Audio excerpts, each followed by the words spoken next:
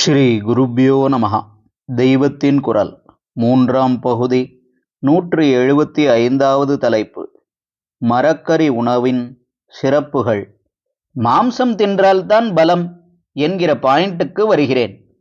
இப்போது ரொம்பவும் பலத்தை குறிப்பிட வேண்டுமானால் என்ன சொல்கிறோம்? சிங்கபலம், புலிபலம் என்றா சொல்கிறோம்? இல்லை, யானை பலம் என்றுதான் சொல்கிறோம். மற்ற பிராணிகளுக்கு இல்லாத பலம் யானைக்கே இருக்கிறது. இந்த சக்தி மாம்சம் சாப்பிட்டா அதற்கு வந்திருக்கிறது.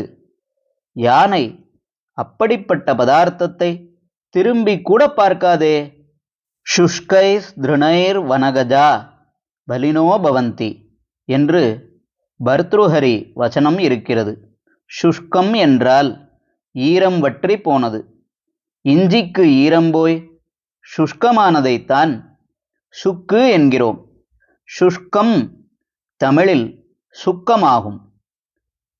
நெஞ்சில் ஈரம் இல்லாமல் பணத்தை கெட்டியாய் வைத்துக் கொள்பவனை ஆசாமே ரொம்ப சுஷ்கம் என்கிறோம். இங்கே சுஷ்கைஹி திருணைஹி என்றது காய்ந்த புல்லை. புல்லையும் தேங்காய் மட்டையையும் தின்றுவிட்டே யானை சகல மிருகங்களையும் விட பலமுள்ளதாய் இருப்பதை இங்கே சொல்லி இருக்கிறது. இதிலே விசேஷம், இத்தனை பலம் இருந்தும் அது புலி சிங்கம் மாதிரி பாய்ந்து ஹிம்சை பண்ணாமல் சாந்தமாய் இருக்கிறது. அதற்கு தேகபலத்தோடு புத்திபலம், ஞாபக சக்தி எல்லாமும் நிறைய இருக்கிறது. மனுஷனுக்கு அடங்கி ஒத்துழைக்கிற பவ்ய குணமும் இருக்கிறது. மலையாளம், பர்மா முதலான இடங்களில் பெரிய பெரிய மரங்களை தூக்கி கொண்டு போய் வேலை செய்வதெல்லாம் யானைதான். ஆனதால் வெஜிடேரியன் ஆகாரத்தினாலேயே நல்ல பலமும், அது மட்டுமின்றி புத்தி, பணிவு, சகாய குணம் முதலான சத்துவ அம்சங்களும் பெறலாமென்று தெரிகிறது.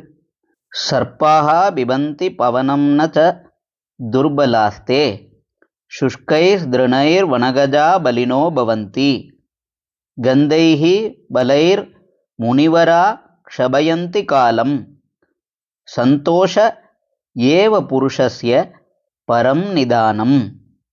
வெறும் காற்றையே உட்கொள்கிற பாம்பு அதனால் துர்பலமாக இல்லை.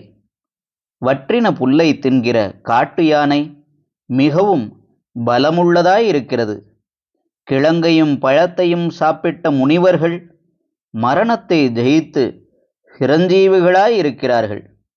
ஆகையால் மனசின் நிறைந்த திருப்திதான் ஒரு ஜீவனுடைய ஆயுராரோக்கியாதிகளுக்கு மூலதனம்.